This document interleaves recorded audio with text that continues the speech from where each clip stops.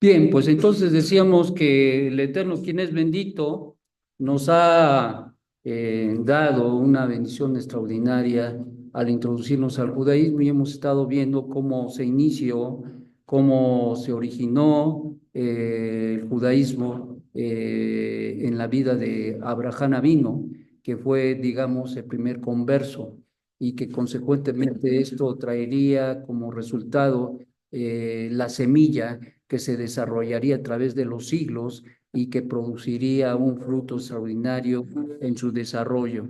Bien, no vamos a repetir porque si no nunca vamos a avanzar.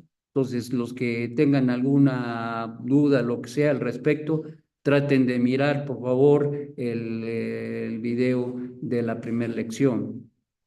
Bien, pues pasemos. Israel en Egipto. Ya hablamos de Abraham, de Isaac y de Jacob. Hoy vamos avanzando en la historicidad de nuestro pueblo, Israel en Egipto. La venta del hijo de Jacob causaría la apertura a Egipto y su eventual esclavitud, desde luego, dejando grandes lecciones y avanzando en el plan de Dios, dejándonos mirar cómo la influencia de la inclinación cobra la factura.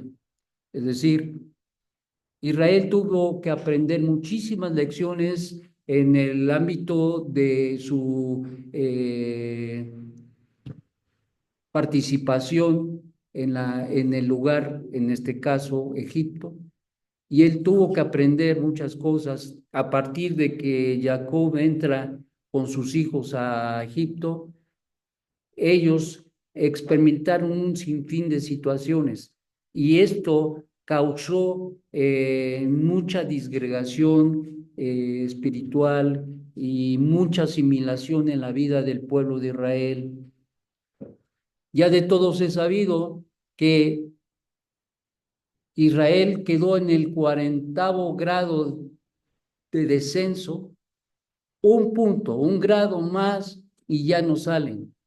Por eso es que el Eterno, quien es bendito, decidió llamar a Moshe Rabbeinu ya y decirle que lo sacara, porque ya el pueblo de Israel, si no era sacado en ese momento según la Mishnah, el pueblo de Israel jamás hubiera salido de ahí. Ciertamente, así como hay elevación hacia el Eterno, también hay disminución. Y esas disminuciones tienen que ver incluso con nuestra propia vida. En nuestro caminar sin Dios, en nuestro caminar en la religión, en nuestro caminar en la vida, eso trajo disminuciones. Nos involucramos en muchas cosas. Anduvimos con los Rosacruces en el ocultismo. Anduvimos en la adivinación. Anduvimos en muchas cosas involucrados en el mundo que para el mundo pues no es malo. Cuando se vive sin esperanza y sobre todo sin Torah. Entonces, pues todo es bueno, nada es malo. Todo, de todo hay que saber o no. Todo está permitido. Y aquel que no agarra es tonto. ¿Sí o no? Y entonces la realidad no es así. La realidad es que cada vez de que una persona equivoca, toma lo que no debe tomar, hace lo que no debe hacer, disminuye su vida. Es decir, causa un grave problema espiritual en su vida personal y lo aleja de Hashem. Sufre un decremento en su vida espiritual, se envuelve en la iniquidad y consecuentemente se aleja de la voluntad del Eterno. Por eso es que Israel, en ese contexto, tuvo que ser sacado porque si no, no hubiera salido. ¿Por qué lo sacó Hashem?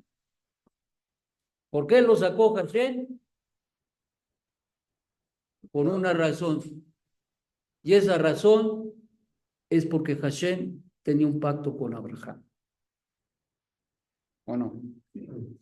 ¿Y qué le dijo? De ti haré una gran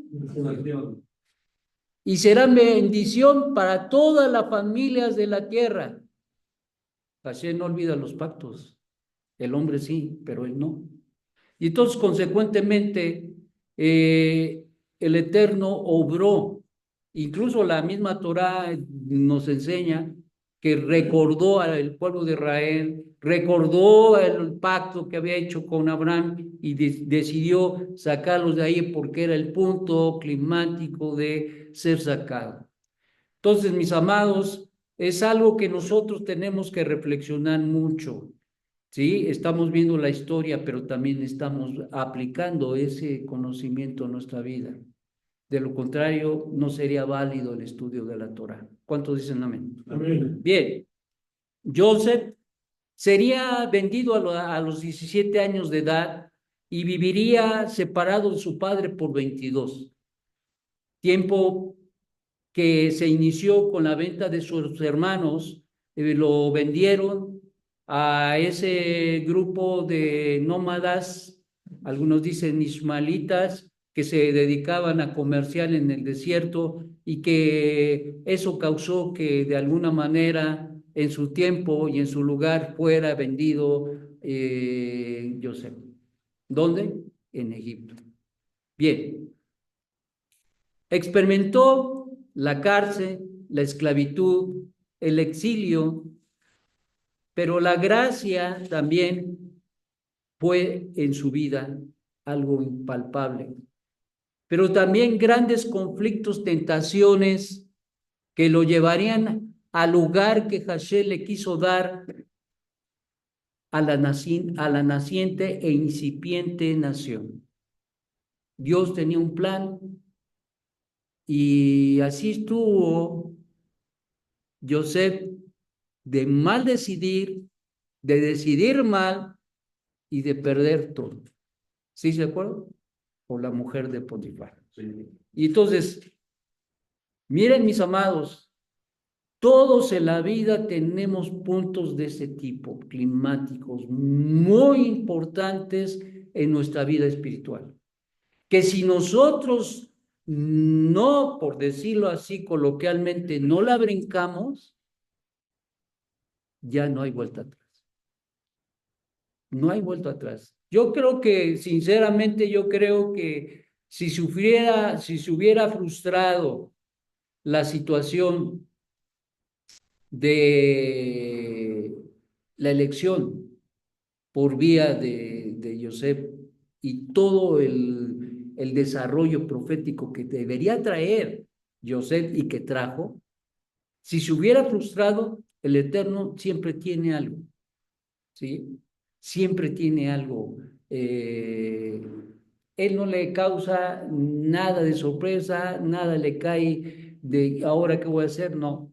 Él sabe todo y sabe cómo y cómo va a reaccionar y todo aquello. Y sabía que iba a ser tentado Joseph, pero también sabía que él iba a salir adelante. Entonces, nosotros también, en un momento dado, experimentamos eso en nuestra vida. Circunstancias y situaciones climáticas que si tú no te aferras del Eterno, se te vuela el papalote, se te va la vida. Y eso no lo podemos nosotros permitir. Así es que si tú reflexionas en tu vida personal, te vas a dar cuenta de que hubo momentos muy, pero muy climáticos en tu vida, como decía yo ayer, hay tiempos en nuestra vida que son terribles, porque uno no quisiera, ni quisiera pasar por esas situaciones.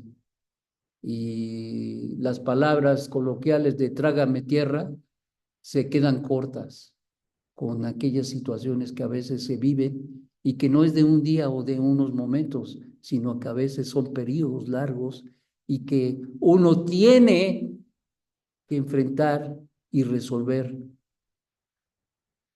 o que el tiempo nos ayude a salir adelante. Con la ayuda del Eterno, desde luego. La vida de Yosef, que sería una alusión al hijo de Joseph, es decir, al Mashiach, siglos después, y que marcaría el formato profético para la revelación del enviado de Hashem, Yeshua HaMashiach. Esto es muy importante porque la vida de Joseph tenía y tiene una alusión muy, pero muy profunda y marcada en la profecía, alusiones a nuestro santo maestro Yeshua HaMashiach y todo lo que, muchas de las cosas que le pasaron, tendría que sucederle a quién, a Yeshua. Entonces, de alguna manera, por eso dice y dijo nuestro santo maestro que la Torá habla de mí. La Torá habla de mí. Y ciertamente cuando nosotros estudiamos la vida de Joseph nos damos cuenta que efectivamente ahí hay una semblanza extraordinaria, profética de la vida de nuestro santo maestro Yeshua HaMashiach. Y desde luego esto se tiene que estudiar en profundidad. Bien, Joseph vivió 110 años, aunque debió vivir 120. Vivió 110, debió haber vivido 120. Esto también nos enseña que nuestra vida aquí en este mundo se puede acortar o se puede alargar. ¿Sí? Se puede acortar o se puede alargar. Dado que la falta que cometida por él, de acuerdan que cuando sus hermanos llegan a Egipto y entonces uno de los hermanos le dice, tu siervo Jacob, hablándole de su padre y diciendo que él era su siervo, del siervo, que era el siervo de Joseph, ¿qué causa? Lo impacta.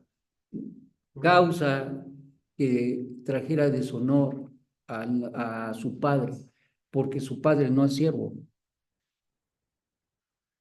Su padre no era el siervo de Joseph, ¿o sí? No. No. Y entonces, ¿él se qué? Se cayó. Podemos a veces tener muchísimas razones. Podemos tener muchísimas razones, pero en la Torá, y nos instruye el Eterno, que uno de los mandamientos más especiales, incluso están en la Sacereda de Hidrot, honrar al padre y a la madre. Y uno se pregunta por qué es tan importante. Y la respuesta es de que el Eterno, quien es bendito, es Padre de todos. Y luego entonces, si nosotros no aprendemos a respetar a nuestros padres, menos le respetaremos a Él. Recuerden que los mandamientos, como vimos ayer, abren la pauta para transformar nuestra vida. ¿Sí o no? Sí, sí. Y entonces cuando nos ordenan honrar a nuestro padre y nuestra madre, tiene el propósito final de aprender a honrar a nuestro Padre que está en los cielos. Entonces, esto es muy importante.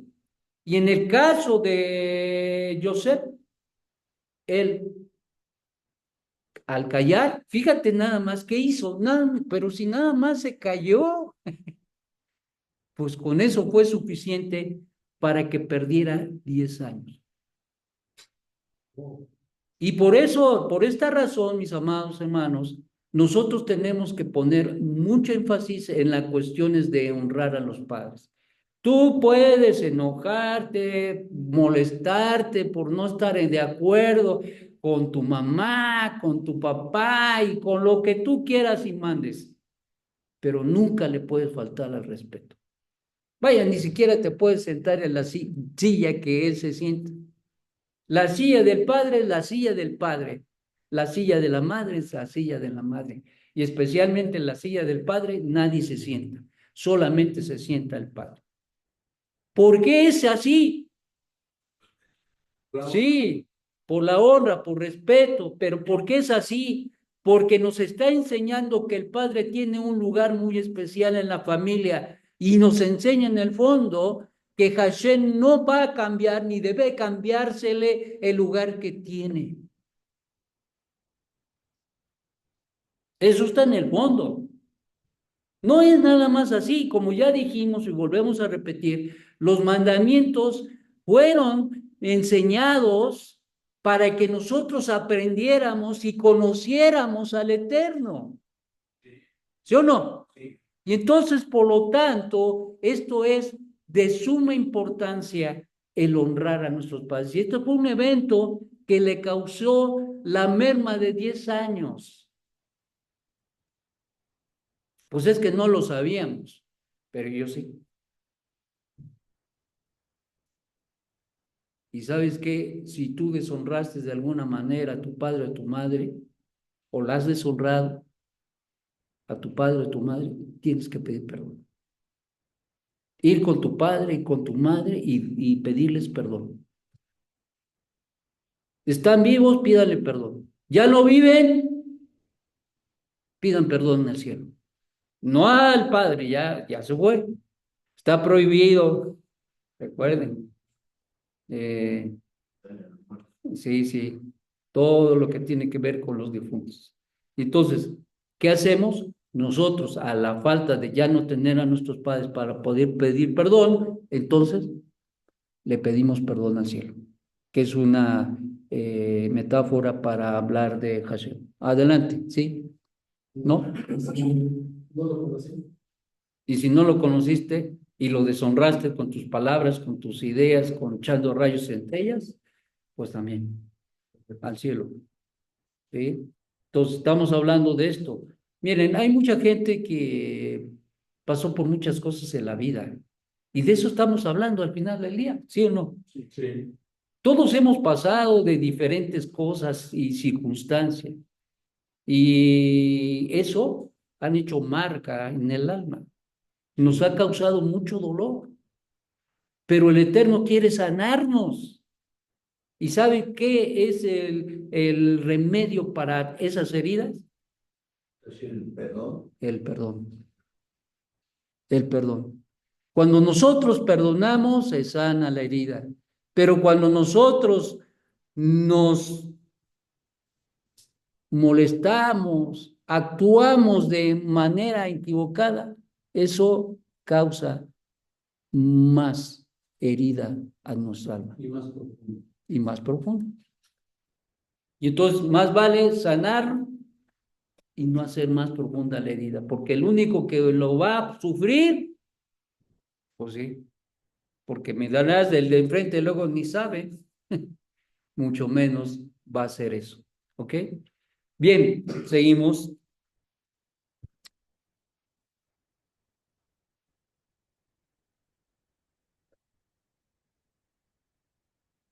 Bueno, hijo de la esposa querida más querida, ¿quién fue? Raquel. Y la preferida o la preferencia de su padre, por él causaría esto causaría la envidia de sus hermanos. Joseph es visto como el promotor y visionario, el cual revelaría por su propia vida al Mashiach. Su relación con sus hermanos dejaría una gran lección para nosotros, como hijos y como padres, ya que las revelaciones en su tiempo y en su espacio causarían un cisma en él y sus hermanos, que los llevaría a tener graves conflictos, de tal manera que a asesinarlo era la mejor opción para la mayoría de sus hermanos. Y esto mismo ocurriría en la vida de David.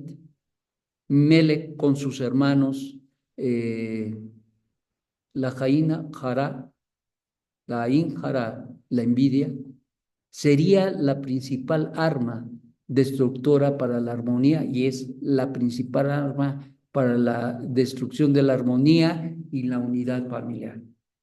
La envidia. Es fuerte, sobre todo cuando son o somos varios hermanos, ¿sí? Entonces eso es algo que se tiene que librar, la batalla, y ese es otro evento especial que le causó precisamente a ¿quién? A Josep, el ser vendido y la apertura para todas estas cosas. Y de ahí aprendemos precisamente que aún las cosas que el hombre hace equivocadamente, el Eterno las ocupa para el adelanto de su plan.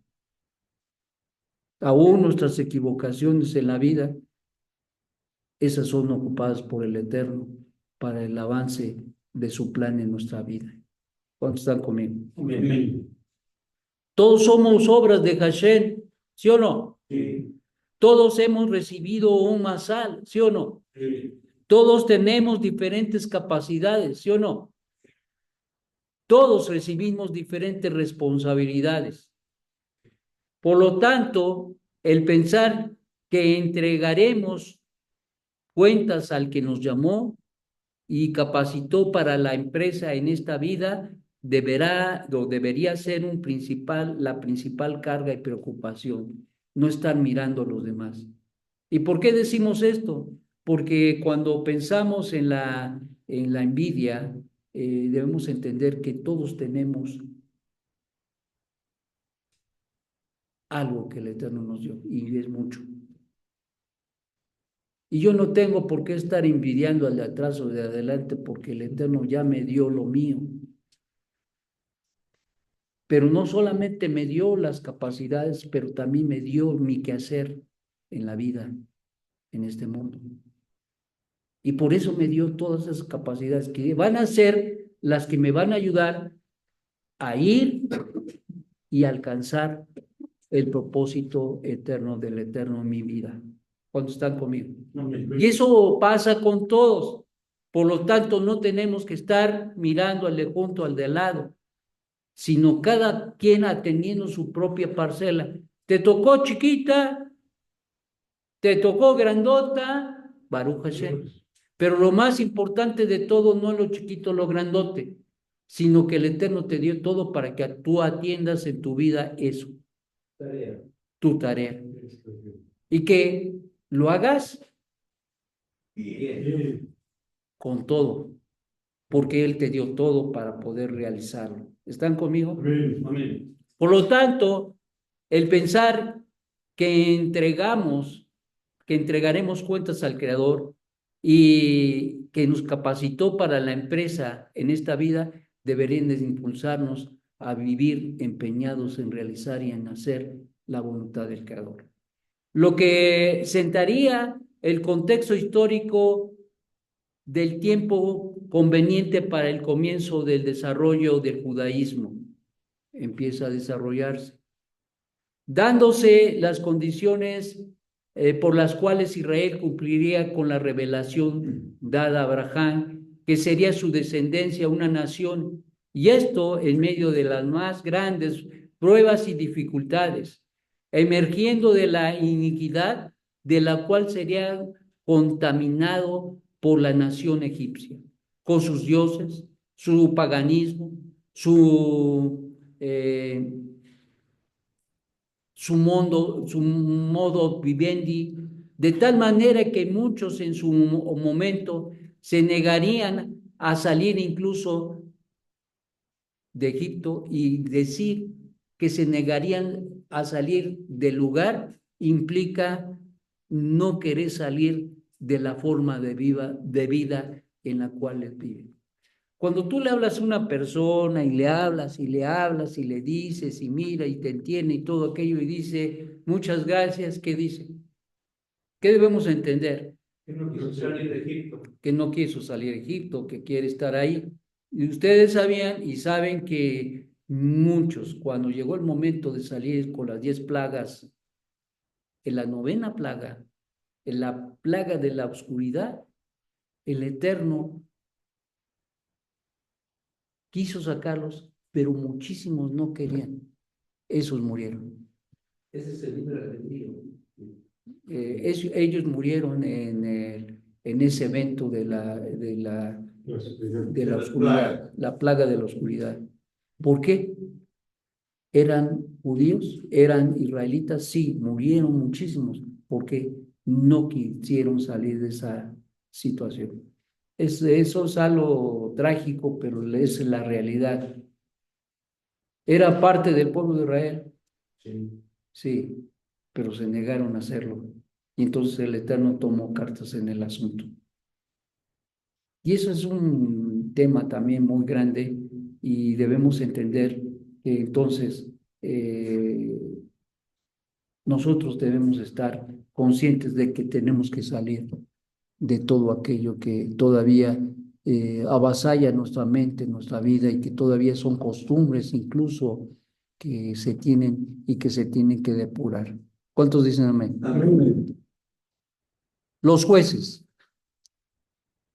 Si los israelitas sí, los israelitas regresaron a Canaán hacia el año 1400 antes de Mashiach. Esta era una época en que los grandes poderes de la región estaban concentrados en Egipto y los ascendientes hititas, porque los hititas vivían, eso era un grupo étnico que existió en la época de bronce, en esa edad del 1300 al 1200. Entonces, ellos convivieron ahí con toda esa zona, especialmente con Egipto.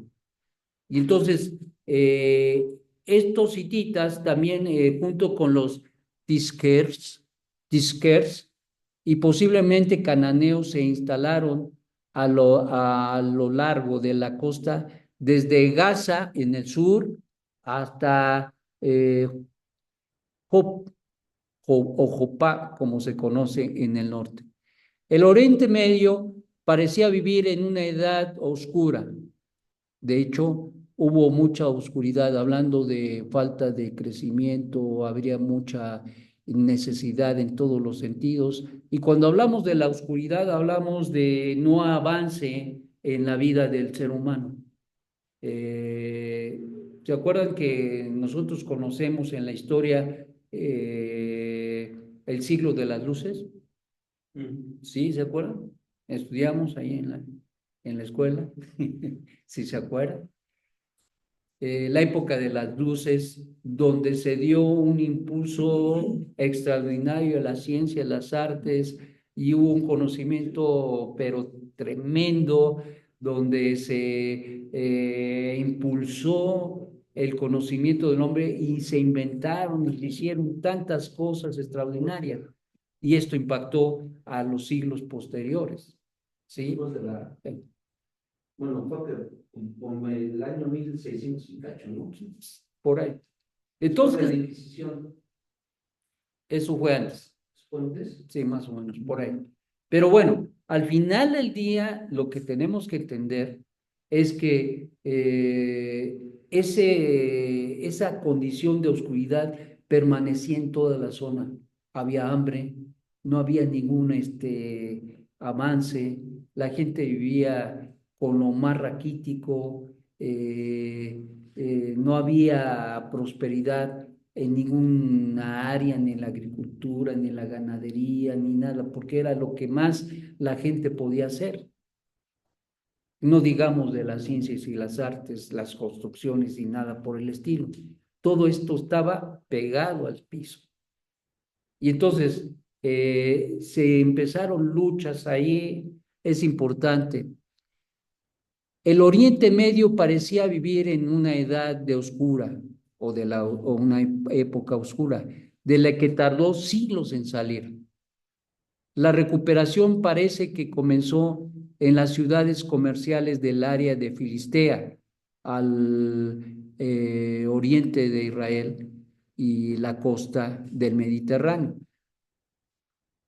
Siguiendo hacia el norte, a las áreas fenicias, antes de avanzar hacia las zonas interiores, las colinas de Judea y Samaria, que recibirían los beneficios del comercio recién a finales del siglo X antes de Mashiach. En sus ataques iniciales bajo Josué, ¿se acuerdan de Josué? Los hebreos ocuparon la mayoría de Canaán. En la época de Josué, los israelitas, los hebreos, ocuparon la mayoría de Canaán, que repartieron según las líneas familiares, conforme les fue dado por el Eterno. derivadas de los hijos de Jacob y de José. No había ningún gobierno formal y el pueblo era guiado por jueces. Los jueces eran los líderes carismáticos de su tiempo. Ahorita van a saber por qué estamos utilizando la palabra carismático. Los jueces eran los líderes carismáticos de su tiempo, personas inspiradas por el Ruach HaKodesh, por eso se habla de carismático. Personas inspiradas por la Ruach HaKodesh. Vamos a ver. Dice, y vino sobre él el Espíritu del Señor y juzgó a Israel cuando salió a la guerra. El Señor entregó en su mano a Cusán Risataín, rey de Mesopotamia, y su poder prevaleció sobre Cusán Risataín. Hablamos de que los jueces eran gente que eran dirigidos por la manifestación del Eterno, una de las manifestaciones del Eterno. Y damos dos ejemplos, jueces 30, 10 y 11, y dice, y la tierra tuvo descanso por 40 años, y murió Otoniel, hijo de Kenaz, juez. El juez era el que mantenía la unión y mantenía el gobierno de tal manera que también era libertador. En 6:34 de los jueces dice, y el Espíritu del Señor vino sobre Gedeón, y éste tocó la trompeta y los abiesiritas se juntaron para seguirle. Entonces estamos hablando precisamente de que era, digamos, de alguna manera quien mantenía el orden y la justicia en los diferentes lugares del pueblo de Israel. Se levantaban los jueces y había paz. No había quien guiara y dirigiera al pueblo de Israel. Les creaba muchísimos problemas en la falta de dirección. Por eso de ahí la importancia de los líderes y sobre todo líderes que son responsables y que tienen una conexión muy importante ¿con quién? Con el Eterno. Eran los pastores del pueblo, que generalmente pertenecían a las familias más importantes de las tribus. Segunda de Samuel 7:7. Donde quiera, dice, donde quiera que he ido con todos los hijos de Israel, hablé palabras a alguna de las tribus de Israel, a la cual haya ordenado que pastoreara a mi pueblo Israel, diciendo, etc. Entonces, ¿qué es lo que hacían? Cuidaban de ellos, les hablaban, les aconsejaban, les dirigían. Este es el tiempo, en este tiempo, el nombre de Israel se mencionó por primera vez en una fuente arqueológica contemporánea. En este tiempo se menciona por primera vez el nombre de Israel en una fuente contemporánea, es decir, fuera del contexto de Israel, se menciona la estela de Mereptah. Mereptah. A ver, se lo escribo. No me da un...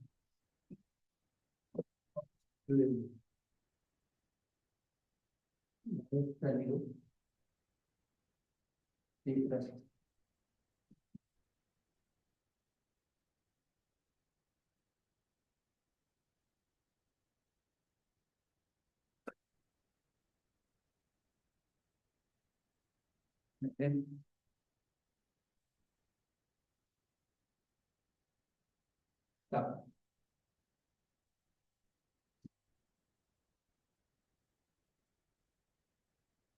Esta fue una estela donde se encontró el nombre de Israel por primera vez.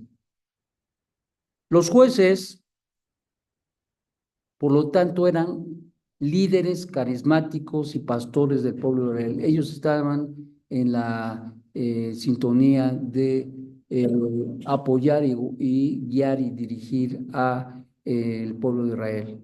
Un liderazgo incipiente, sí, lo fue. sin embargo, muy importante. Y el último juez fue Shemuel. Shemuel fue el último juez y que fue el último juez y el primero de los profetas. ¿Ok? La monarquía.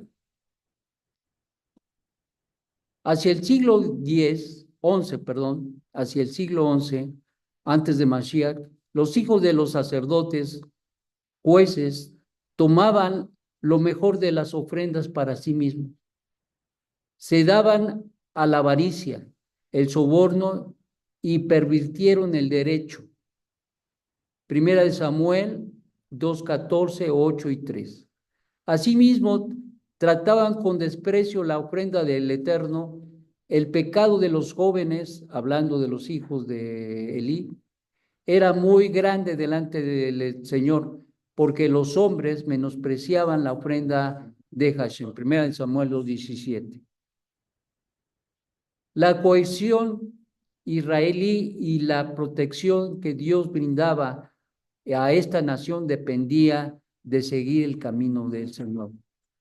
Es decir, la unión en Israel y la protección del Eterno dependía de que la nación siguiera el camino de Hashem. Eso es muy importante y al final del día eso es algo que es la lucha de todos para mantenernos en unión con Él. Por lo cual iba camino a la disolución. Esto iba a la catástrofe. ¿Por qué? Porque el pueblo de Israel y en especialmente sus líderes y en especial los que fungían como sacerdotes en el caso de Elí y sus hijos, menospreciaban los mandamientos, las ofrendas y todo lo relacionado con el Eterno. Ellos hacían y deshacían. Al mismo tiempo, la prosperidad volvió a la región al final de la Edad de Bronce. La Edad de Bronce se desarrolló entre el año 3300 y el 1200 antes de Mashiach. Es el periodo llamado de Bronce, donde se recupera el comercio con Egipto y Mesopotamia y se abrieron nuevas rutas comerciales. Desde Cades Barnea al sur, de Hebrón a Jerusalén y Laquis en Samaria, más arriba hacia el norte, a Siloé, a Siquén y a través de la Galilea, que está más al norte, a Megiddo y a todo el valle de Jezreel. Esta ruta esta ruta que se hizo desde el sur hacia el norte, amenazaba el monopolio comercial de los filisteos, que eran la competencia, que estaban ellos, los filisteos, se asentaron sobre la costa del Mediterráneo. Ellos estaban ahí sobre la costa del Mediterráneo y entonces estos dominaban y por lo tanto intentaron impedir esto tanto directamente con una intervención militar contra las tribus de Israel, como indirectamente promoviendo a mercenarios, a oposiciones de poder como Achish y Gad, posteriormente aliados de David incluso. Según lo permitido en el capítulo 7 de Deuteronomio, Israel decidió elegir un rey para luchar con eficacia contra la amenaza de sus vecinos, pero fue desagradable a los ojos de Shemuel que dijeran, danos un rey que nos juzgue, y Shemuel oró al Señor. ¿Por qué le desagradó? Porque Hashem era el rey. Porque Hashem era el rey. En parte sí es cierto, ¿no? Pero también el problema también es que uno de los problemas es que a veces los celos al respecto con el pueblo. Según el libro de Samuel, el último de los jueces, la nación pidió un rey porque los hijos de Shemuel, que habían sido designados como jueces, emplearon mal su cargo. ¿Quién? Los hijos de Shemuel. Aunque él intentó disuadirlos, los israelitas estaban resueltos, por lo que Saúl ben Kis de la tribu de Benjamín fue ungido como rey. Eh, ¿Por qué es que como que no le agradó la idea a Shemuel?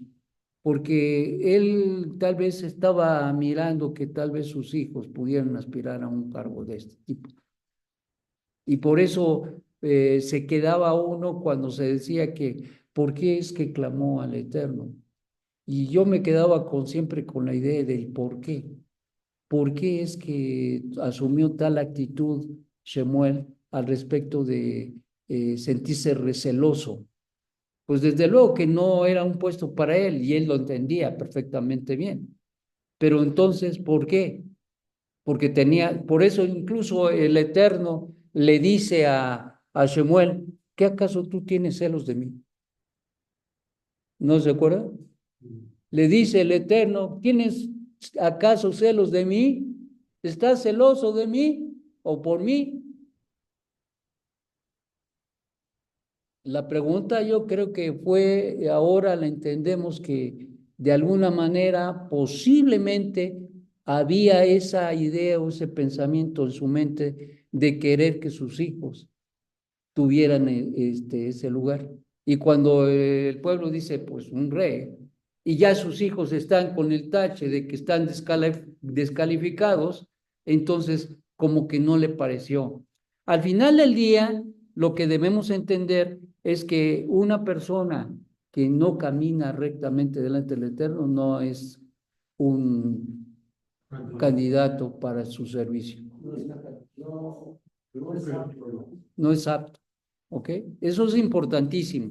Y esto tiene que ver con el hecho de cuando uno aspira a un lugar de servicio al Eterno. El Eterno llama a su servicio de una manera muy extraordinaria. Y no porque seamos perfectos, porque todos nos estamos perfeccionando. Pero desde antes de la fundación del mundo, el Eterno nos conoció y Él sabía por qué nos creó. Porque nuestra alma fue creada y fue el lugar de las almas a donde fue depositada por el Eterno. Entonces, el alma de Rachel ya estaba. Pero no venía, pues no, pero porque el Eterno tenía un tiempo y un espacio para ella. Lo mismo sucede con todos nosotros. Él sabía en qué generación, él sabía de qué padre, de qué madre, si lo conocería, si no lo conocería, si tuviera hermanos, si no tenía hermanos. Todo eso el Eterno ya lo había decidido. No todos somos iguales, somos, pero no somos iguales porque hay muchas diferencias. Y entonces eso es algo que nosotros debemos entender, que al final del día, el Eterno en su diversidad, Él le plació hacernos así, crearnos así a cada uno de nosotros y darnos un plan de vida en su plan. Lo fue en el caso de Shemuel, sí. Lo fue incluso en el caso de Saúl, el primer rey, desde luego. Este fue hijo de Kis, de la tribu de Benjamín, y fue ungido como rey rey de Israel. Desafortunadamente no se ha encontrado ninguna evidencia independiente sobre la existencia incluso de Saúl. Estamos hablando fuera de la escritura, ¿ok? Aunque el primer periodo de la Edad de Hierro era una fase de expansionismo filisteo, lo que está de acuerdo con el relato bíblico. El reino de Israel, en hebreo Malhut Israel, abarcaba en la época máxima, de máxima expansión, una extensión muy superior a la del actual Estado de Israel, ya que se extendía desde el sur del Líbano, en el norte. Líbano está arriba de Israel. Desde el sur del Líbano hasta la península del Sinaí y el mar Mediterráneo y el río Jordán. Esas son, digamos, sus limitaciones, sus límites. Sí, según las descripciones de Shemuel. Se asegura que la primera referencia independiente para el reino de Israel se dio en el año 890 antes de Mashiach, mientras que para el reino de Judá fue en el 750. Hablan de las referencias históricas extrabíblicas, es decir, fuera de la escritura, ¿ok? Es interesante porque cuando se estudia cuando se mira pues la historia, hay muchas controversias en cuanto a las fechas.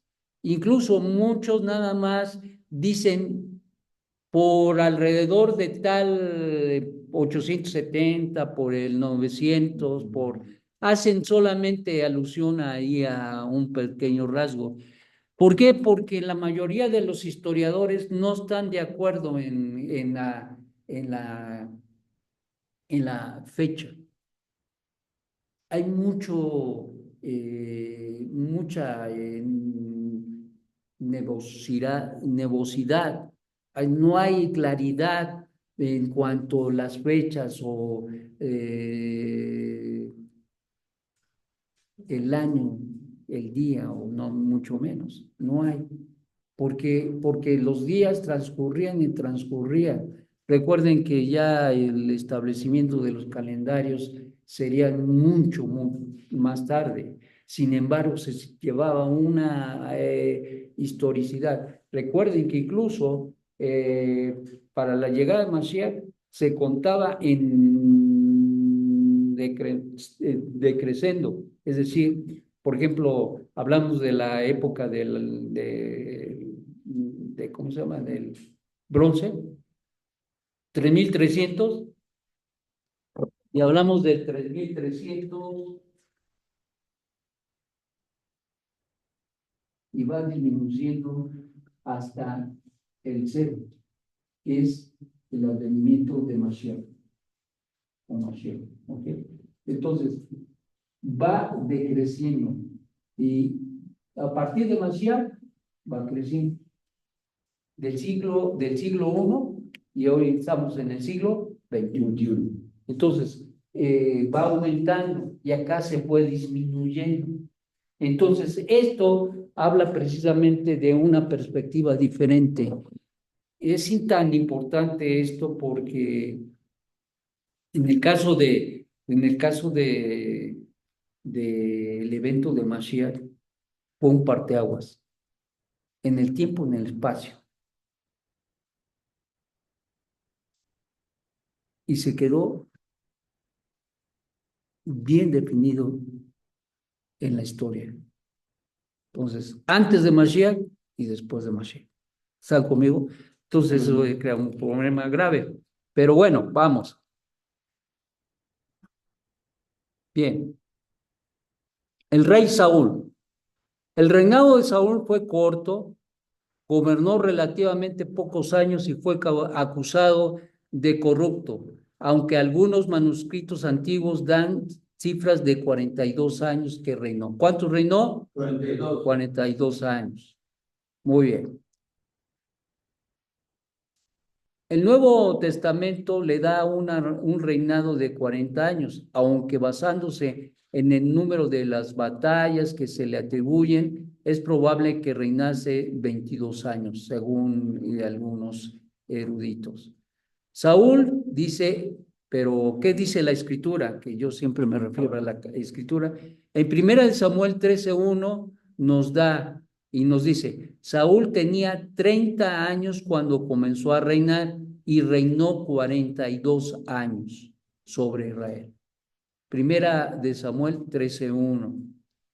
Murió en batalla contra los filisteos en Gilboa, batalla en la que David no participa, pues siendo perseguido tuvo que refugiarse al lado de un líder filisteo llamado Aquís. ¿Cómo? Aquís. Según las fuentes, David y Saúl se habían convertido en enemigos, por lo menos desde el punto de vista de Saúl. Las fuentes describen a Jonatán, hijo de Saúl, o bien a Mical, su hija, como quien ayudó a David a escapar de Saúl. David ya había sido ungido como rey por Shemuel antes de la muerte de Saúl, pero un heredero, Ishbal ben Saúl, asumió el control de Israel. Este gobernó solamente 2 años antes de que fuese asesinado. Entonces, ese fue también un tiempo muy especial. Por eso incluso David no pudo asumir el gobierno inmediatamente de la muerte. Recuerden que hubo de la muerte de Saúl. Recuerden que hubo un periodo ahí donde él ya había sido ungido por Samuel y que incluso él era todavía muy joven y estuvo creciendo varios años y con este llamado del Eterno a ser rey de Israel. David se convirtió en rey, pero únicamente de la tribu de sureña de Judá. Gobernaría desde la ciudad de Hebrón durante 7 años. ¿Cuántos años? Anótele, 7 años, para recién después ser designado rey de toda la nación de Israel y de Judá. Entonces, ¿cuántos años reinó en Judá? 7. Y después, desde Hebrón. Y después, más tarde, se convertiría en rey de todo Israel, como vamos a ver. Cierto número de críticos y eruditos bíblicos han sugerido que David consiguió esa ansiada unificación de las 12 tribus con base en su carisma. Pero lo que realmente parece legitimarlo es su férrea, escúchenme. ¿Qué es lo que lo hizo un rey legítimo delante del pueblo? Una cosa es el llamado del Eterno, pero otra cosa es la aceptación del pueblo. Y en este caso, ¿qué fue lo que impactó en la vida del pueblo en el caso de David? Su fe, ¿tú qué dices? ¿Su qué? Su danza.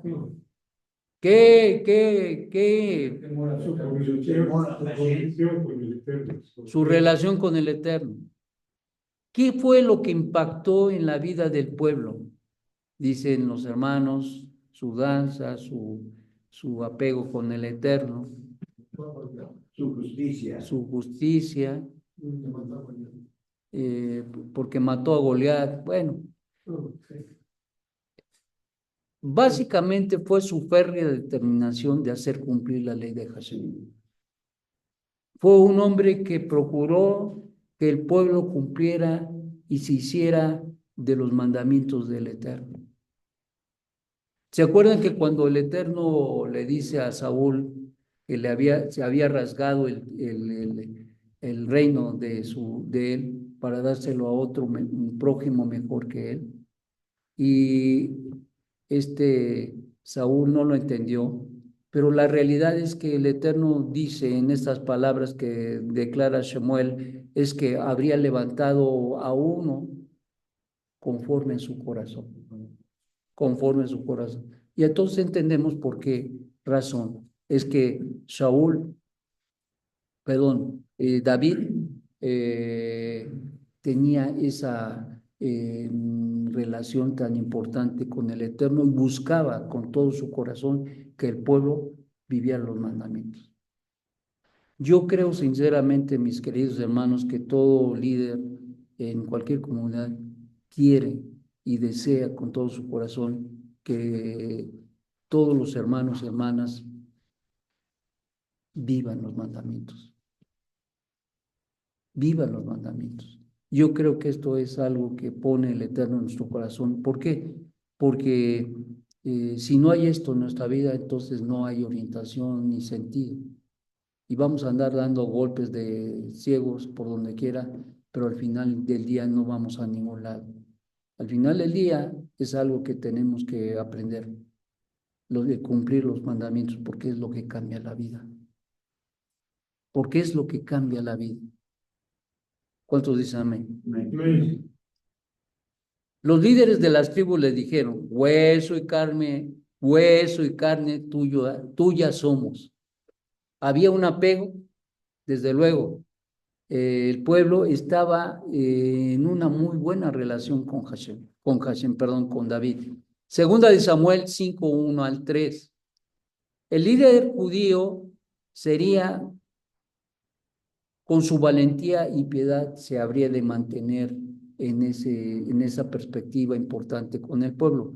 Él era muy valiente y desde luego, ¿se acuerdan que en aquel evento donde va y mata a 100 filisteos y trae sus prepucios?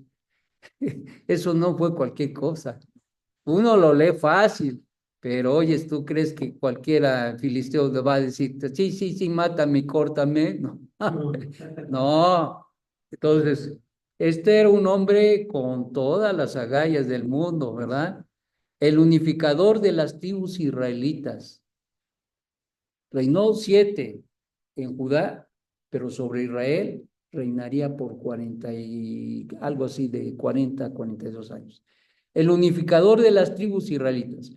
Consiguió también hacer de Jerusalén la capital de la nación, ya lo largamente añorado por los fieles, recuperar y traer el arca de la alianza, porque se había perdido en una batalla, cuyo culto había perdido intensidad en el tiempo de los jueces, o sea, había decaído.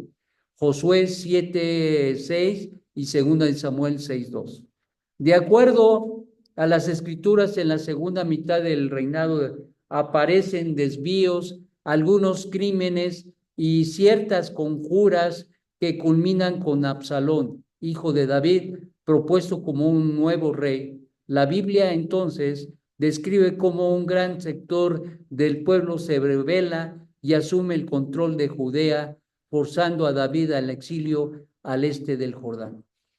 Este es un evento que toca muy claramente la escritura acerca de lo que pasó con Absalón, ¿se acuerdan? Absalón, David tuvo muchos hijos,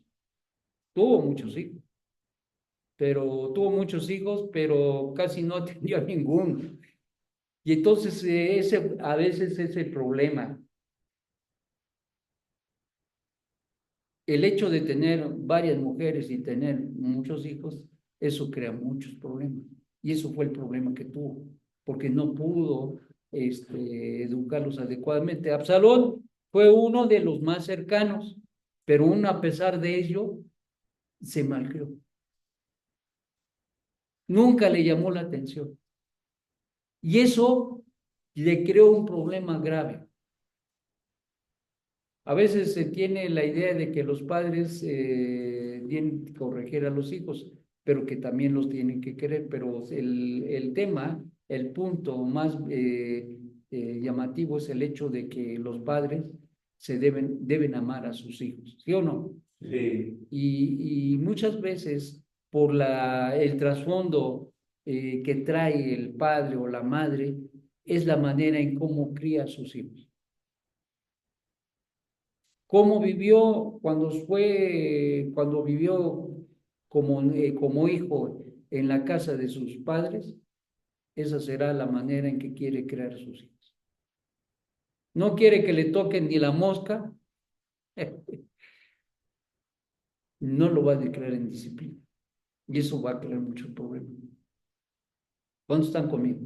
Entonces, fue un tema muy tremendo, porque Absalón se dedicó a traicionar a su mismo padre. Sí. No fue nada bueno eso. Y al final del día se quedó con el rey, porque lo expulsó de Jerusalén. Salió huyendo de Jerusalén. Y eso lo debemos entender. Miren, hermanos, el tema de educación con los hijos es algo muy importante. A los hijos los tenemos que querer, pero los tenemos que educar. Y los tenemos que educar con disciplina. Porque si nada más queremos tener a los hijos y que a ver cómo les va y que crezcan como la plantita, para nada. Necesitamos guiarlos y aconsejarlos correctamente. Y cuando le tenemos que decir que eso no está bien, también se los tenemos que decir. No, no, no, ni le digo porque se va a malcriar más. No, nosotros tenemos que decirle lo que está bien y lo que está mal. ¿De dónde va a tomar el criterio para definir lo que está bien o lo que está mal? Si en su casa no se le dice y se le permite todo, entonces, ¿cómo? A ver, dígame. Es un desastre. Se hace un desastre. ¿Y qué pasó con Absalón? Un desastre. Entonces, de esa manera nosotros tenemos que cuidar a los hijos. Nosotros los queremos y los debemos de querer, pero también los debemos educar, porque sin educación y sobre todo, si queremos que ellos sean buenos hombres y buenas mujeres, debemos tratar de que ellos se apeguen a la Torah. David quería que todo el mundo cumpliera con los mandamientos, pero se olvidó de quién. Y ese es el problema. Ese es uno de los problemas. Tenemos, a veces, en el caso de David, fue la situación que se dio al respecto de estar con el pueblo, de luchar por el pueblo, de todas esas cosas que tuvo que ver con el pueblo y de apegar incluso el corazón del pueblo a los mandamientos del Eterno. Pero ¿qué pasa con su familia? La descuidó. La descuidó. Totalmente. Y entonces, nosotros tenemos que tener muy claro que tenemos que tener a nuestra familia como prioridad. Primero Hashem y luego La familia. la familia. Y entonces tenemos que, yo creo, en el caso, por ejemplo, de Mordejai, él me ha platicado de cómo ha tenido, se ha capoteado las cosas con su familia y a veces los hijos, cuando ya el padre tiene edad, los hijos como que ya empiezan a decir, no, es que no, yo soy más cabezón, soy más listo, soy más, no, mi papá ya, y hasta a veces ya dicen chochea, ¿sí o no? Y menosprecian el conocimiento o la sabiduría del Padre. Y eso está muy mal, porque eso se llama Deshonra. soberbia. También deshonra. Sí, claro, pero soberbia. ¿Por qué? Porque van menospreciando a los padres. ¿Sí se entiende? Y eso crea un problema grave. Y si uno no los para en su momento, después ya no, ya es imparable. Se pierde. Entonces tenemos que tener mucho cuidado con eso. Eso es importante en nuestra vida, la educación de los hijos en todo. Entonces, pues, David tuvo este problema y desde luego lo pudo haber evitado. Pues yo digo que sí, pero tendría que tomar ciertas medidas para lograrlo. De acuerdo con las escrituras, en la segunda mitad del reinado de David aparecen desvíos y esto fue lo que causó con Absalón. Según Samuel, David lanzó un contraataque y triunfó, aunque con la pérdida de Absalón, ¿se acuerdan que al final de una batalla Absalón muere y reconquista Judea y afirmó el control sobre Israel? David regresa al oeste del Jordán, aunque continúa sufriendo rebeliones por parte de Israel, superado con éxito cada una de estas rebeliones. Según las escrituras, David emprendió campañas militares contra los enemigos de Judá y de Israel y derrotó a enemigos tales como los filisteos, los amonitas y los arameos. Consiguió así que las fronteras permanecieran seguras. Tras arrebatar Jerusalén a los jebuseos, trasladó a esta ciudad fortalecida a la corte del rey, que estaba en Hebrón, y el Arca de la Alianza, que se encuentra en Kiriat Jearim. Bajo su gobierno, Israel pasó de reino a imperio. Eso es bien importante. Bajo su gobierno, el gobierno de David, Israel pasaría de reino a imperio. Y su esfera de influencia militar y política en el Oriente Medio se amplió, controlando a estados más débiles como los filisteos, Moab, Edom, Amón, anótelo, controlando a estados más débiles como filisteos, Moab, Edom y Amón, y convirtiendo en vasallos a algunas ciudades como Aram, Sobá y Aram, Damasco. Aram y Sobá. Las fronteras iban del mar Mediterráneo al desierto árabe, del Mar Rojo al río Éufrates. Algunos arqueólogos modernos creen que el área bajo control de Judá e Israel en esa época excluyó los territorios fenicios de la costa mediterránea. No excedía a los 34,000 kilómetros. O sea que el territorio de Israel en esos días era de 34,000, era bien poquito.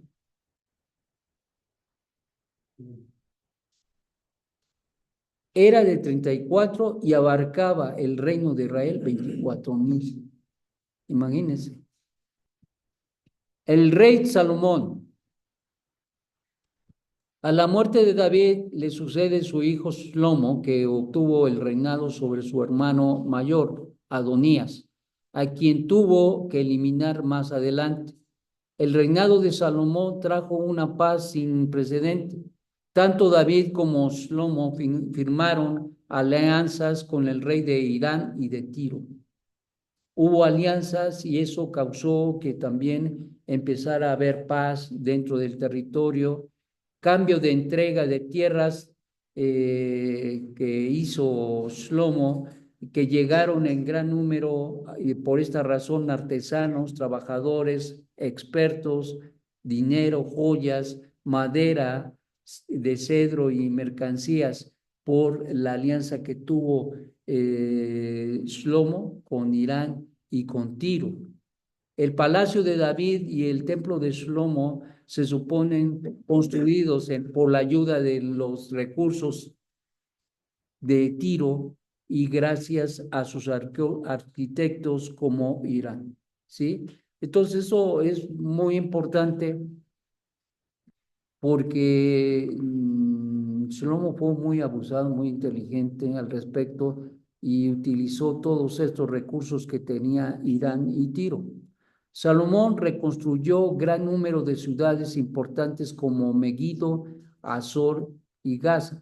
Esta ha sido excavada por arqueólogos y se han descubierto grandes construcciones como los establos para los caballos de Salomón, junto con fuentes como fuentes para abrevaderos.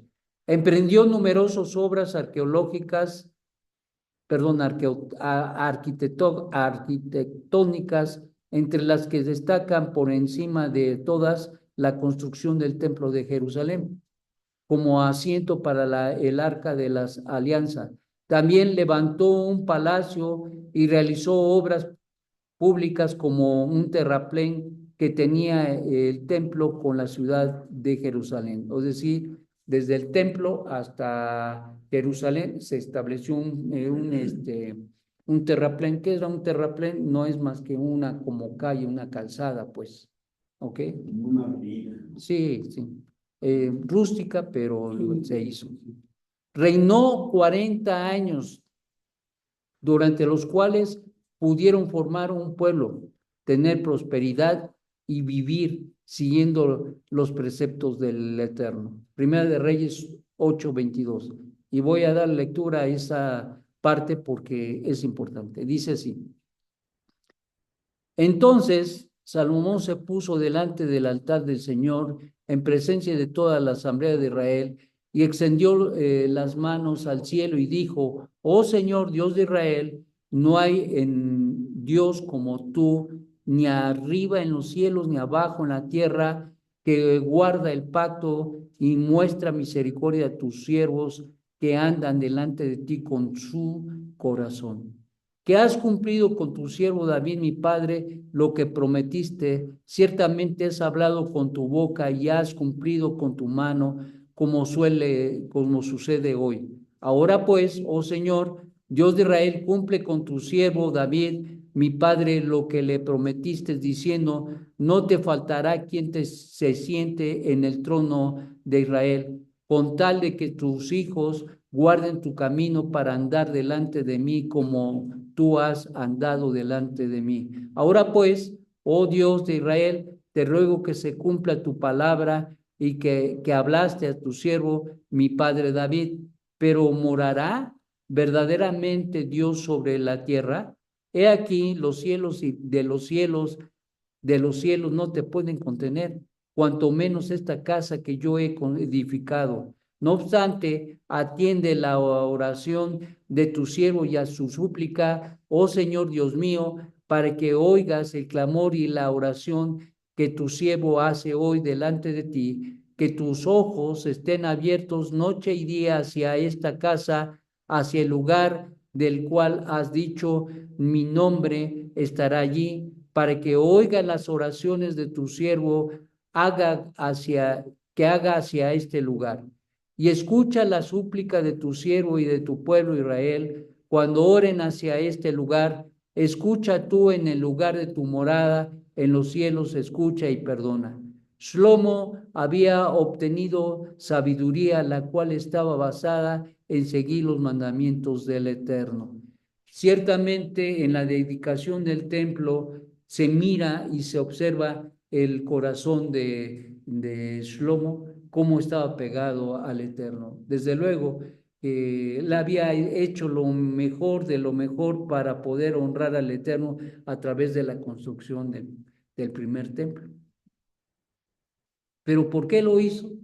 Dice el Salmo 119, 98 y 106: tus mandamientos me hacen más sabio que mis enemigos, porque son míos para siempre. Tus mandamientos me hacen más sabio que mis enemigos. Salmo 119, 98 y 104. De tus preceptos recibo entendimiento, por tanto aborrezco todo camino de mentira. Desde luego que esto tiene que ver con una relación muy importante con Hashem, ¿sí? Que tenía David y que de ninguna manera se apartaba de sus caminos. Y si hay algo que tenía el Shlomo, es precisamente esto. ¿Pero qué pasó? Se desvió. Es interesante, David,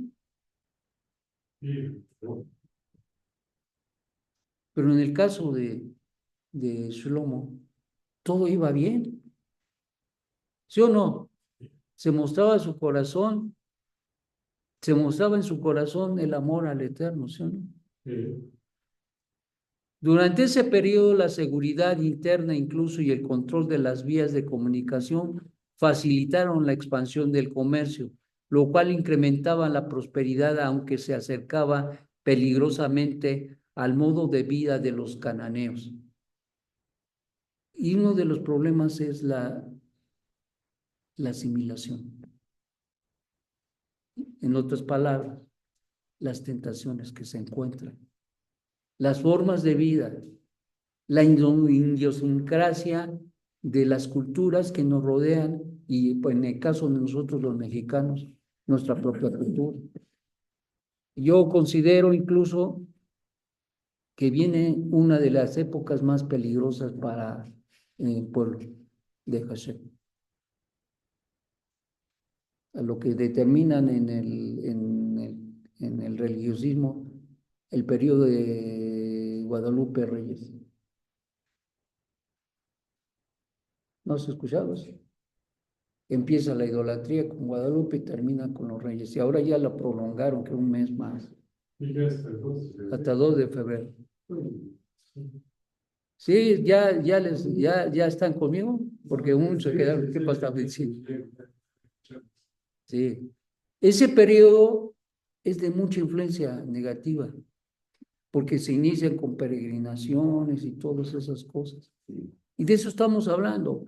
Esto es lo que empieza a causar disgregación en la mente y el corazón de una persona. Fíjate que este hombre, Shlomo, no era cualquiera.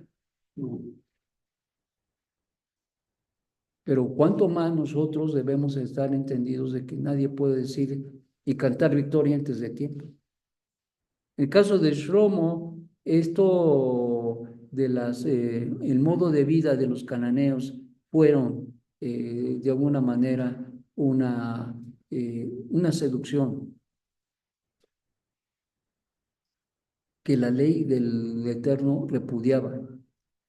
Mantuvo relaciones con Ofir y con Saba. Eso trajo consecuentemente prosperidad y mucha holgura a su gobierno, al Estado de Israel. Llegó a ser el rey más rico de todos. Primera de Reyes 9:26 y 10:4. Fue el rey más rico de todos los reyes. Pero en la última etapa de su reinado, la corrupción iba en aumento. La corte y la burocracia se expandían. Dice así,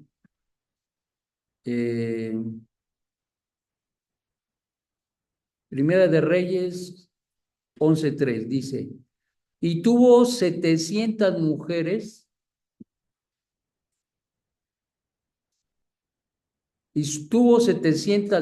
¿cuántas?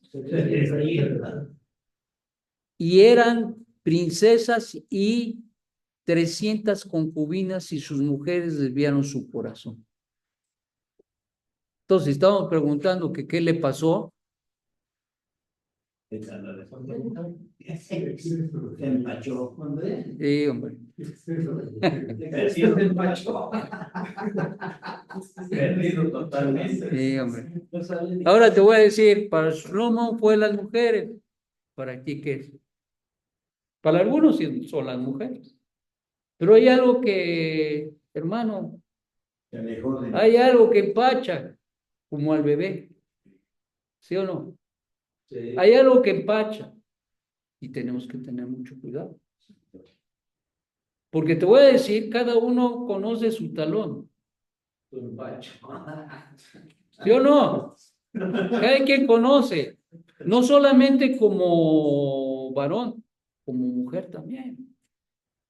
Y entonces uno tiene que tener mucho cuidado con eso, porque al considerado el hombre más sabio del mundo en ese contexto, le aconteció lo más grave, el alejamiento después de haber alcanzado un nivel tan alto. Se alejó del Eterno. O sea, es una gran lección para nuestra vida, Totalmente. pero una gran desgracia.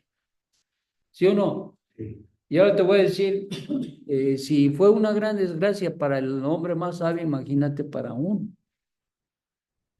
Y por eso es muy importante que nosotros tengamos cuidado. En la conclusión de las transacciones con el rey de Irán y Tiro, demostró no ser justo incluso. De ahí ya vamos decayendo. Ya no fue justo. Y miren lo que dice la escritura.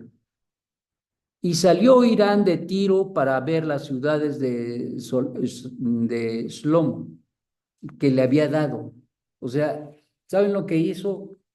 Shlomo le dijo al rey de Tiro, te voy a entregar estas ciudades, estas tierras, todo. Ay, pues se sintió muy halagado.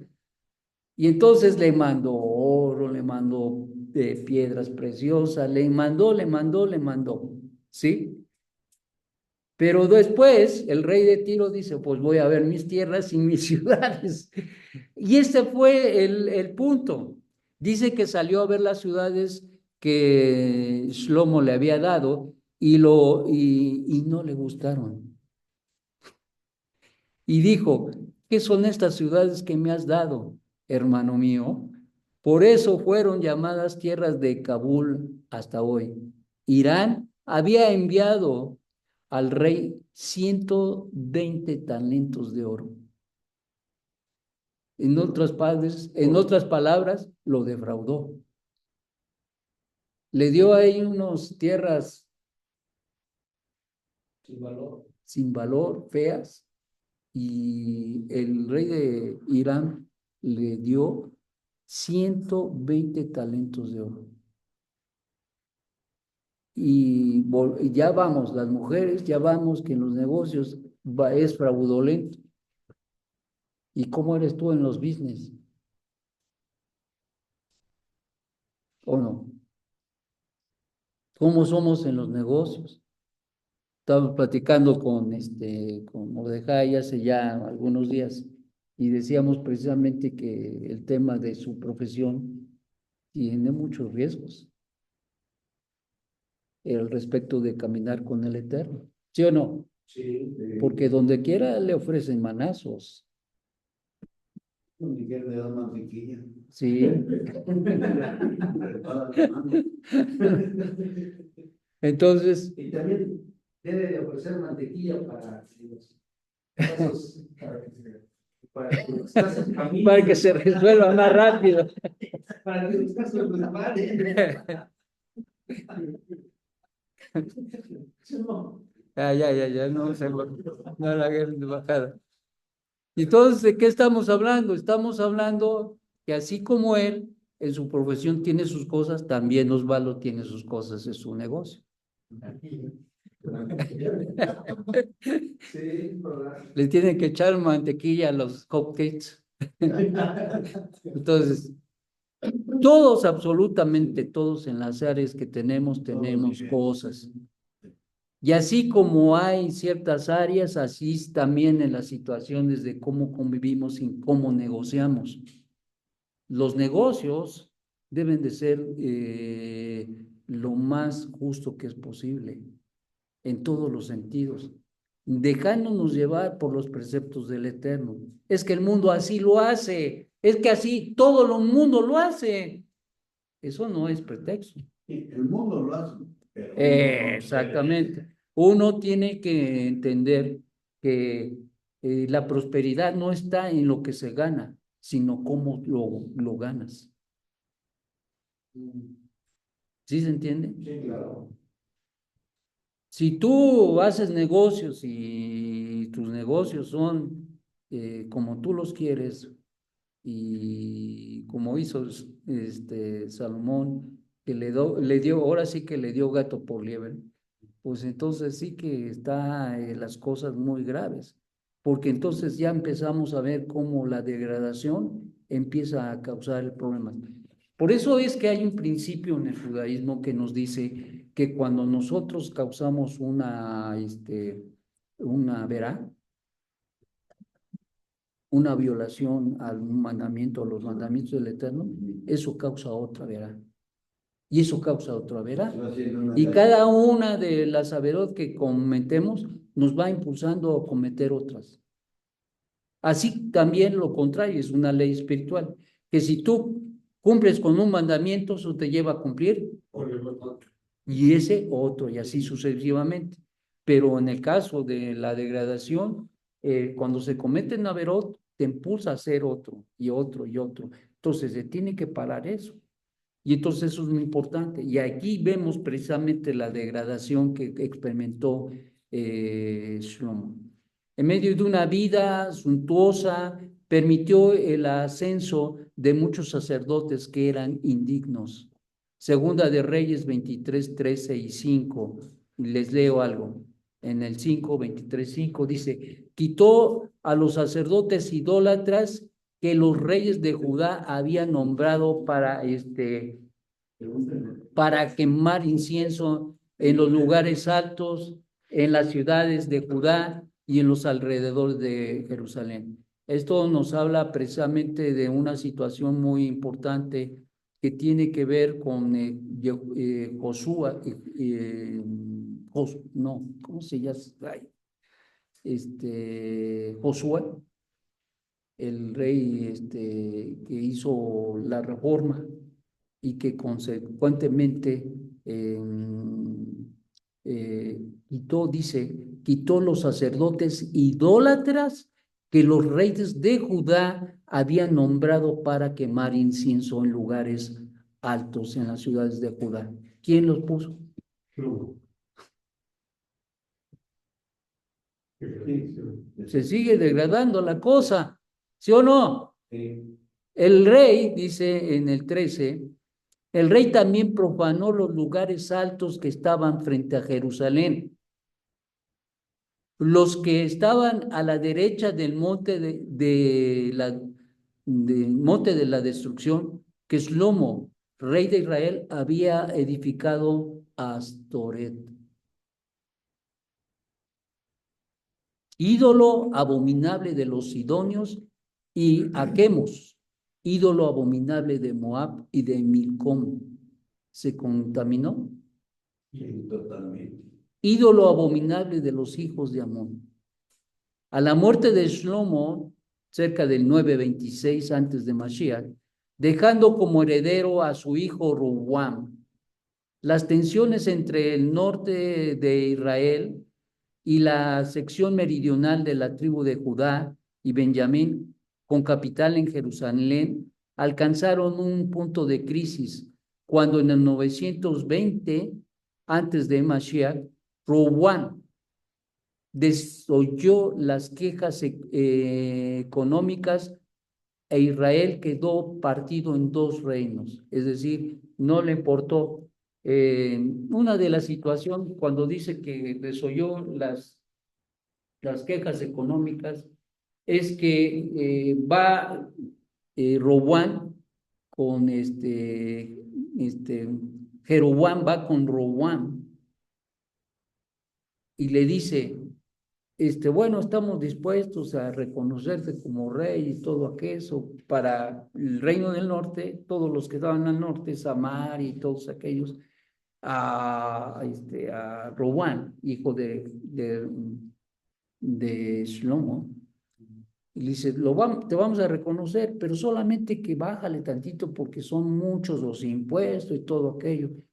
Y entonces fue, y se acuerdan, se aconseja con los jóvenes de Israel, y ¿qué es lo que sucede? Súbele, hermano. Súbele, pues que para que sientan quién tiene el control, el dominio, quién es el rey. Y entonces, pues, va y les dice, pues, si tú dices que mi padre lo sometió con un dedo, van a sentir mi vigor, ¿no? Y entonces se les aumenta.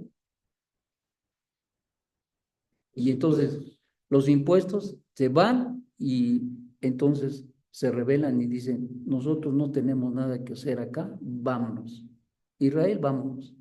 Y de bueno, y esa fue las condiciones para la división del reino. Y así quedó el reino del norte con Jeroboam y el reino del sur con Roboam. En este caso, al sur, la tribu de Judá y la media tribu de Benjamín, y al norte todas las demás 10 tribus. Sí. Oye, es la otra cosa que quiero preguntar. ¿Por qué se dice media tribu de Porque nada más media tribu estaba ahí incluida y la otra media tribu estaba en el norte. Por esa razón, ¿ok? Entonces, eso fue lo que pasó.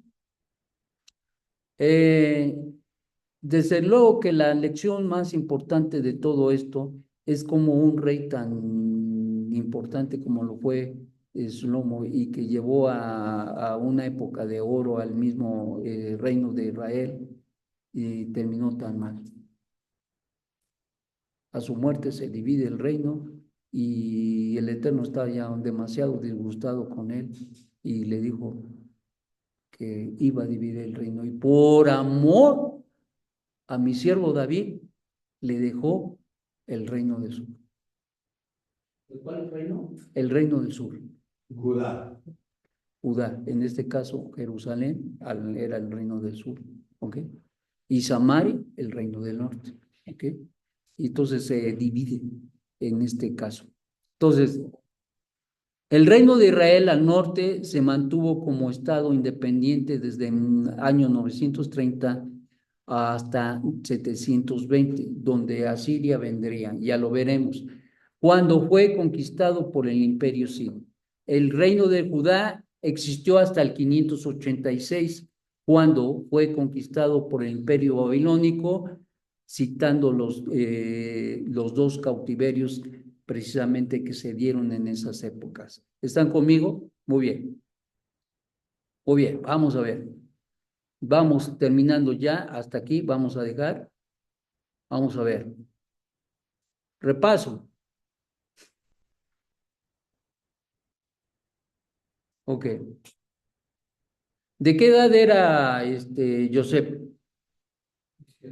Decir, vaya de gaso. Conteste por su compañero, dispara el desayuno. ¿Y cuántos años viviría separado de su padre? Muy bien. ¿Cuántos años vivió José y cuántos debió de haber vivido? No. Si no es a la mano, tacho. A ver, Raquel. Vivió 110, debió haber vivido 120. Muy bien. Ok. Ahora, ¿qué es lo que es más destacable de la vida de Joseph en tu perspectiva? A ver, Benjamín. Primero que él fue vendido como esclavo, el tiempo que pasó en la cárcel por el temor al eterno de no transgredir su Torá. El salir de la cárcel y ocupar un lugar de preeminencia en la corte del, del faraón y el poder volver a ver a su padre y a sus hermanos y sus hermanos pedirle perdón y perdonar. Ok. A ver, ¿no quieres ver en la máquina? A ver si está bien, si está trabajando bien. No, pero quién sabe qué aviso está diciendo. Le falta no sé qué cosa. Ciérrala con la coche, ¿no? Bueno, ahora vamos a hacer preguntas a César. Desde tu punto de vista, César, ¿cuál fue lo más importante de la época de los jueces?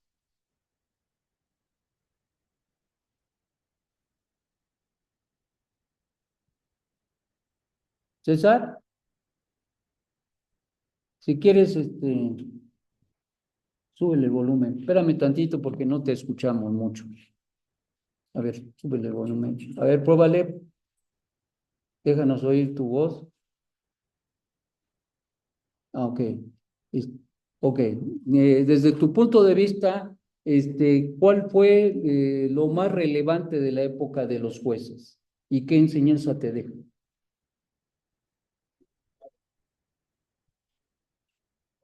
En aquellas épocas. Lo más relevante es que se sucedían pasos de las instrucciones, todo era partir. Nos dejó como enseñanza, lo que usted nos relató el día de hoy, que muchas de las perdiciones, precisamente del pueblo de Israel, fue por la desobediencia y el apartamiento de los mandamientos del Eterno. Entonces, esto nos deja, como bien lo sabemos, que toda bendición atrae una bendición y toda maldición atrae una maldición. Entonces, si nosotros seguimos tratar de seguir al pie de la letra del Eterno, pues nuestra vida estará en la bendición. Tratamos que de igual manera tendremos bendición de nuestra vida y de nuestra vida. Muy bien. Bien. A ver, coméntanos. ¿Por qué se dice que los jueces eran líderes carismáticos? Porque los jueces eran líderes carismáticos. Ujú. Bueno, los jueces, estoy pensando de respuesta. ¿Por qué los jueces eran carismáticos? ¿Por qué eran considerados líderes carismáticos?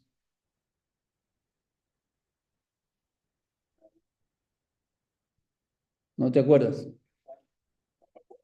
Muy bien. A ver, sí, aquí nos van a ayudar los demás. A ver, Osvaldo. Bueno, ahí ¿Sí sabes o no? tengo la idea. No, bueno, ¿sí te acuerdas?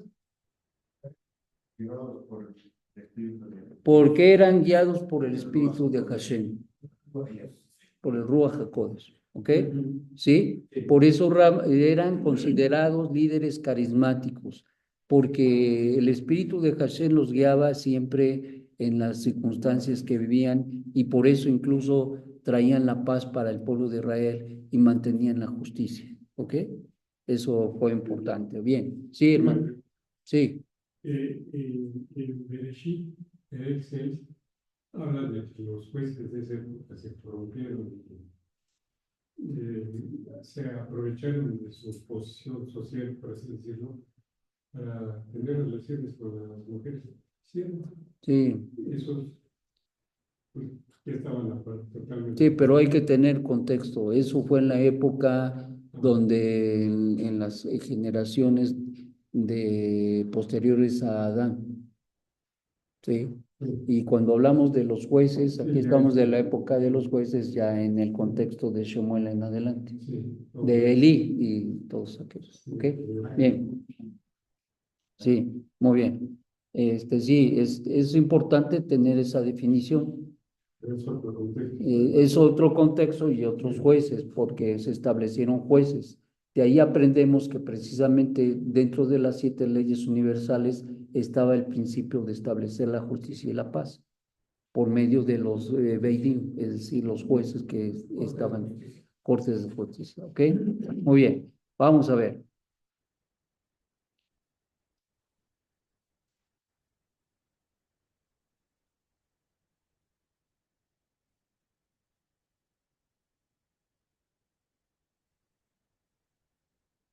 Hablando de Saúl, ¿cuántos años fue que reinó Saúl y por qué dejó de digamos, el Eterno eh, rompió el reino de las manos de Saúl? ¿Sí se acuerdan? A ver, vamos a preguntarle a Alejandro con. Ah, caray, ya se me fueron. ¿Eh? Sí, no, ya no tengo a nadie. Ah, porque ¿sí están? Sí, Ah, ya. deciré.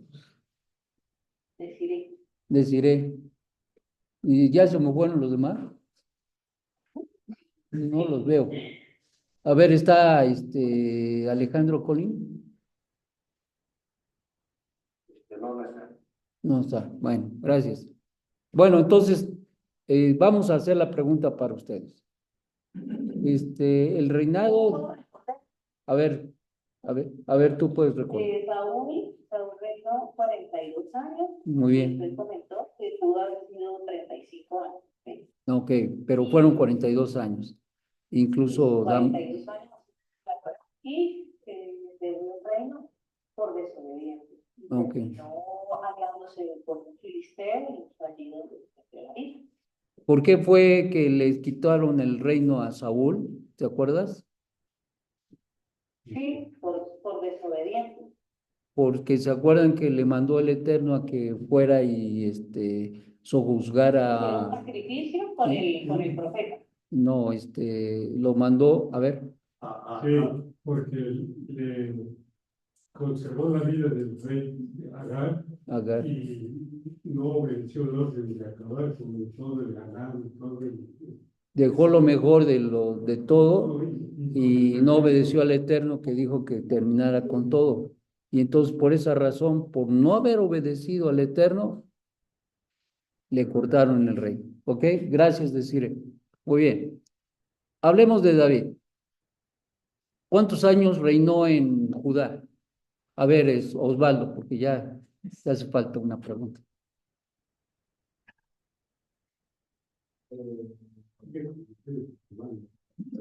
Bueno, a ver, 7 años. ¿Y en Israel? ¿Cuántos años reinó? 40 años. Entonces, ¿qué es lo más destacable de la vida de David? Que quería que el pueblo obedeciera las leyes de Hashem. Muy bien, que quería en su corazón que el pueblo se arraigara a las leyes de Hashem. ¿Cuál fue su error más grande? Y no educar a sus hijos. No educar a sus hijos. No educar a sus hijos. Muy bien. Vamos a ver al rey Shlomo. También Shlomo heredó un reino extraordinario de parte de su padre y le dejó todos los recursos y todo aquello para que pudiera hacer la construcción del templo y la extensión extraordinaria territorial del mismo. Irán y Tiro serían aliados de él y traería y aportaría en su alianza todos los recursos como el oro, la dinero, la madera, el cedro y todo lo que esté necesitado para la construcción del templo y sus proyectos. Ahora, ¿qué fue la cosa que más extraordinaria en la vida de Shlomo? ¿Qué nos enseña? O sea, ¿cómo él era? En un principio, pues sí fue obediente, ¿no? En un principio sí formó el reino. Fue justo, pero pues después igual, como hombre, no sé, igual perdió, ¿no?, el interés y empieza a tener envidia, se empieza a fijar en los demás, se vuelve Eh, a corromper también. Yo creo que, como decíamos, uno de los puntos que crea el problema en la vida de las personas es que cuando se abre una puerta, se abren dos y luego se abren tres y se abren cuatro. En el caso de la primera puerta que abrió fue la cuestión de las mujeres, porque como dice la Torá, les puso su lugar para que adoraran a sus dioses. ¿Cómo iba a ser eso? Si estaba prohibido por la Torá. Totalmente. Y entonces eso fue la gran puerta que él abrió y consecuentemente eso causaría que siguiera decayendo. Luego empezó a manejarse en los negocios deshonestamente y luego esto le creó un sinfín de problemas porque ya entonces la gente ya no estaba muy de acuerdo con todo lo que él hacía y terminó el reino pues mal hasta cierto punto. Sí, y peleándose las mujeres incluso por las circunstancias incluso del reino, ¿no? Pero bueno, al final del día, su hijo, Robán, crearía un conflicto grave que traería como consecuencia la división del reino. Bueno, pues entonces, ¿cuántos hicieron su tarea de leer todo el libro de Shemot? Sí, ya tiene su resumen, ¿lo entregan? Me lo entregan al final. Hoy, la tarea que se les queda es de repasar sus notas, ¿ok? El día jueves estaremos en clase, ¿ok? Perdón, ¿a qué hora? El jueves va a ser en la tarde. En la tarde, noche, yo creo que vamos yo creo las 6. 6. Jueves 6. Jueves a las 6 de la tarde también están avisados de línea a las 6 de la tarde para ir avanzando porque la historia es dar, ¿no? Y se les queda leer todo lo que se refiere a el rey David y Shlomo, ¿ok? Y ahí lo van a encontrar en primera, segunda de Samuel y primera de Reyes, ¿ok? Bien, bueno, pues eso sería todo. Vamos a hacer una tefilá y terminamos. Abino Shabbat Shamayim, te damos toda Rabá en esta noche o en esta tarde, agradeciéndote la oportunidad de poder aprender y repasar el conocimiento que tenemos a fin de que podamos resurgir de una manera importante, aprendiendo de todas las virtudes y aún de las deficiencias de aquellos hombres que te han servido a través de la historia. Ayúdanos a ser hombres fieles y sobre todo confiables al Dios uno y único. Que así sea tu voluntad. Abinu Shabbat Shamayim. Amén y amén. Amén. Bueno, pues que el Eterno los tenga con mucho bien. Nos despedimos de todos ustedes, mis amados hermanos, que la paz del Eterno esté sobre todos ustedes. Y estamos mirando. Amén. Shalom, shalom. Que estén bien. Sí. Vamos a arreglar, ya se cayeron las palmas. Vamos a arreglar aquí. ¿No?